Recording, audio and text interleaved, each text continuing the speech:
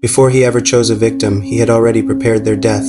All across America, hidden just beneath the surface under layers of dirt, snow, and even concrete were bags no one knew existed. Inside them were the tools for murder, patiently waiting. He didn't look dangerous. No odd behavior or warning signs anywhere. He was a construction worker, a U.S. Army veteran, a father. He was the kind of ordinary man you'd walk past on the street every single day and never ever remember. His name was Israel Keyes, and he was one of the most methodical and terrifying serial killers in American history. Keyes lived a quiet, transient life. He moved often, worked a series of different jobs, and blended into every community he joined so perfectly that he was practically invisible. But behind this mask of normalcy, a dark obsession was taking root. While everyone around him planned their family vacations and weekend getaways, Keyes was planning murders. And he planned them with a level of patience that is truly chilling. Years, sometimes a decade, before he would even identify a target, Keyes traveled across the United States, meticulously burying what he chillingly called his kill kits. He would fly to a city, rent a car, drive hundreds of miles to a completely different location, and bury a kit. Then he'd fly home from a third city, erasing his tracks completely.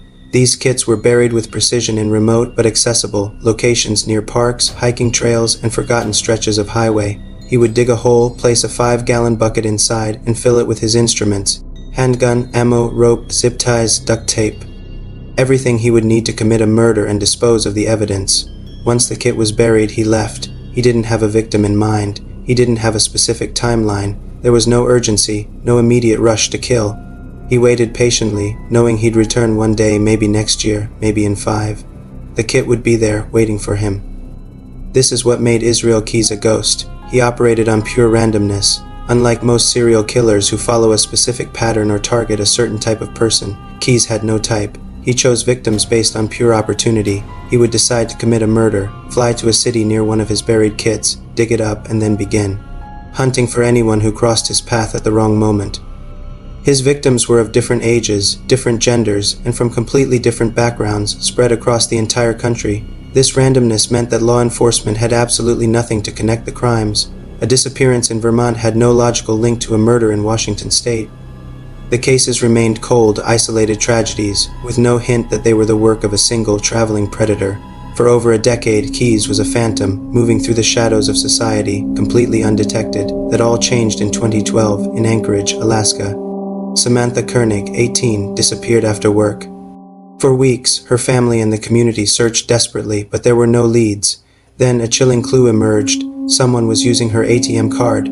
Security footage from a bank showed a man, his face partially hidden by a hooded sweatshirt, calmly withdrawing cash. He wasn't frantic or nervous. He was controlled, methodical, and completely at ease. That man was Israel Keyes. He had abducted the young woman from her workplace, taken her life, and then left her body in a shed while he went on a 2-week cruise with his family. Upon his return, he disposed of her body in a frozen lake and continued to use her debit card, a final act of cold arrogance that would ultimately be his downfall. After his arrest, Keyes began to confess, but his confession was unlike any the seasoned FBI interrogators had ever heard. There was no emotion. There was no sign of remorse or regret. He described his crimes with the detached precision of an accountant reviewing a ledger. Murder wasn't an act of passion for him. It was a task, something planned, organized, and executed with chilling efficiency. He admitted to the murder of Samantha Koenig and the 2011 murder of a couple in Vermont, Bill and Lorraine Currier, but he hinted at so much more.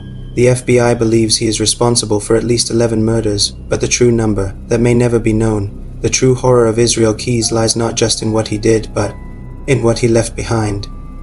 During his interrogations, he played a twisted game with the FBI, offering them clues in exchange for concessions, but he never revealed everything. He refused to give up the locations of all his victims, and he never disclosed where every single one of his kill kits was buried. This means that right now, somewhere in America, under the roots of a tree or beside a quiet road, there may still be a bucket filled with the tools of murder, buried, forgotten, waiting. Israel Keyes didn't need rage to kill. He didn't need chaos or a psychotic break. All he needed was time, patience, and silence.